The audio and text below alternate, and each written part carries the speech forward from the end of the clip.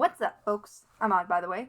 So today is going to be a little bit different from my usual process videos. Instead of, just doing an illustration and talking about my process there, I'm going to be talking about animation. And it has been way too long since I've animated, and I'm definitely not like an expert. I am barely an amateur. It's been about 2 years since I've really tried to animate even anything short, so it's been a minute. I wanted to go through and basically talk about what I relearned as I was going through this and figuring out and fumbling around in Clip Studio Paint. So initially, when I did do a little bit more animating, I did it in Krita because Krita had like a kind of a neat little animation widget that you could play around with, and it had playback and stuff like that.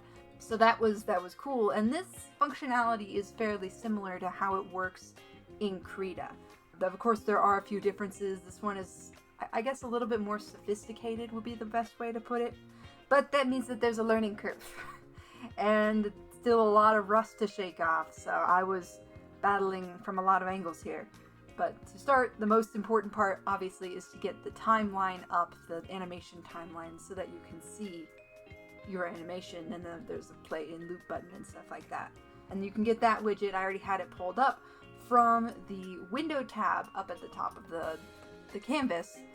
And of course you want to create a new timeline from that, so there should be the same icon as the timeline, and then it'll have a little plus by it. I set the frame rate and speed to 24 because I don't have EX or whatever they call it now, the expensive version, and I'm going to do a really short looping animation anyway. It's not like I'm going to be doing a frame by frame super sophisticated animation for my first time back in like 2 years.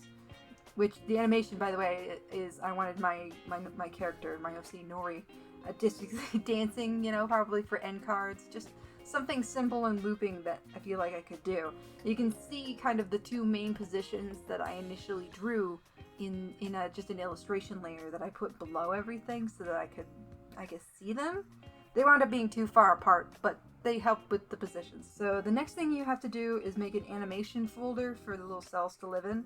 Right next to the loop button on the timeline, you should find the new animation folder button. So once that's up, you can right-click on the little frames that turn red when you mouse over them, and click New Animation Cell in that little tab that shows up. That cell will show up as a new layer in the animation folder, like any other layer in an illustration. You can also click and drag to make the cell more frames, though it was kind of finicky for me. I mean, I guess, they only really expect you to be using it for like 3 or 4 frames, but I was just having a hard time doing that. I'm sure there's a more efficient way to go about it. It might not even be intended to be used that way. After this basic initial introduction, I went through a lot of embarrassment. My sketch layer was weird, and I couldn't really figure out what all cells I needed and what exactly I was going for. I think at one point I drew something backwards. I was just not having a good time, and I mean, I was, but like when I finally played it back, it was just but that is what sketches are for. So speaking of, if you need a new layer for your animation, i.e. like, so you've just done your first pass of sketches, and you want to do another pass, and a third pass, and a fifth pass, then you can just add a new animation folder. As opposed to like a whole new timeline. I think at some point I'd wound up trying to like add in a new layer via timeline, and that was a lesson learned moment, basically. It's unnecessary here. So it might be necessary for some other sort of animation, but it was not necessary here. On to the next layer, I got some more cohesive sketches. So this is where I was actually able to get some of the poses that I wanted kind of actually carved out. So I wanted Nori to start in kind of an anticipation pose where she's already got her other foot up, like she's going to immediately hop over, and then for the last pose to actually have it be the one with both of her feet on the ground, so that when it looped it felt a bit more natural, I guess was my idea. And what I wound up coming up with was about 6 unique keyframes in this 24 frame per second animation. So I was basically animating on 4s, I guess. Which I've heard of 2s and 3s, but I haven't, maybe they're 4s. I guess you can animate on whatever you want, but basically I was animating on 4s, which means there was a new type of movement every 4 frames, as opposed to every single frame, 2 frames, etc. It's really simple.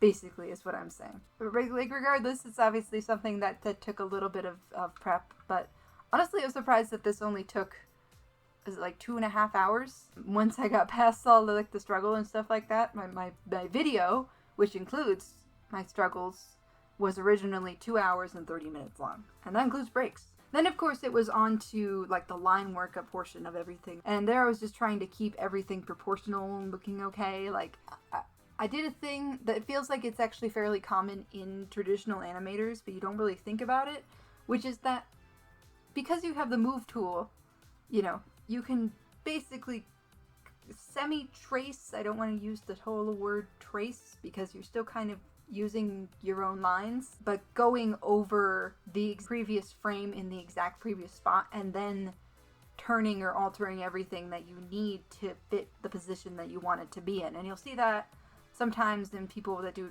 traditional illustration, is that they'll compare pages at that angle, basically, even if their character is changing, like, movement or moving across the screen, that they can... I'm using the tools that have been provided to me, okay? And I think that it turned out okay. I even went in and added in a few lines for her markings and stuff like that, and then it came on to cleanup, which was actually, I feel like, a little bit more difficult to make her body look more cohesive. It's funny because she wound up chubbier than I guess I intended her to look, but it works for me. I mean, I'm kind of chubby, so I guess her body wasn't made, like, not so much so, but it just feels like it changed so much from my initial idea in the sketch. But overall, it seems pretty cohesive to me, at least. And the reason that I went in and lined all of her markings is for my next point here, which is about my favorite thing. And I'm so glad that this feature works for animation, that Clip thought that this would be a good idea for animation, because it is my absolute favorite. And this is going to be a bit of a doozy. This is what I do when I color my art, my flats for my art. So, if you click on the lines folder, the whole folder, right? Not the frames. You can click on the button above it in the little, like, layer options panel, and it looks like a pen on, like, a crosshair with, like intersecting lines, basically. When you hover over it, it says set as reference layer. And then you make your new animation folder below it that you want to put your colors into. So when you go over to the fill bucket tool, right? You click on the fill bucket tool, and then in its tool options that pop up, right? The tool properties, you want to click the little checkbox that says refer multiple. Okay, and then click that same icon that you just clicked, the set as reference layer button, and now the fill bucket will recognize the line layers, all of them, in the line animation folder on your color layer. So it's like you're filling in your lines, you know, just on the line layer, but you have the saving grace of a layer below your lines. And it also looks a bit nicer because sometimes the fill bucket can overflow the lines, and sometimes you want to change colors. It's a lot. I use it a lot for, like, all the time, really, for flats in my illustrations, because I don't always like filling in colors by hand, especially, like, digitally. It gets a little bit, like, exhaustive. And it is definitely a lifesaver when it comes to animation. I think it's sped up this whole process by like 1,000%, because I think the longest part of, like, a flat animation like this is probably going to be the coloring. I mean, and the lines. Really the whole thing. Regardless, it's way better than coloring everything in manually to me. And yeah, after that, like, there she was. Look at her go! She kind of hops back and forth, obviously. She dances like I do, which is not well, but she dances, and it looks okay. It looks so nice, and I'm so proud and happy of this, because it's been so long since I've, like, drawn this, or since I've done an animation. I don't know, I like it. And it's simple, and it's just got a cute, simple loop, you know? But it feels fluid, you know? It feels lively. I like it. As much as I've been kind of kind of degrading myself here, it's all in good fun. I like it. I'm fairly proud of myself. It's funny because this is actually kind of a redo of another piece that I did similarly way back on like my DeviantArt days. I think right when I started posting on Twitter, just a little shimmy animation. I like both, but I think this one is a little bit more like cohesive even. So I guess I've learned a little bit even in my time not animating whatsoever. I mean, I've learned a lot about movement obviously for my illustrations and stuff, but it's interesting to see. So I hope that you enjoyed this. I hope that you were able to gain any sort of knowledge from it, from my rambling, and I hope that you have a lovely day. I will see y'all next time.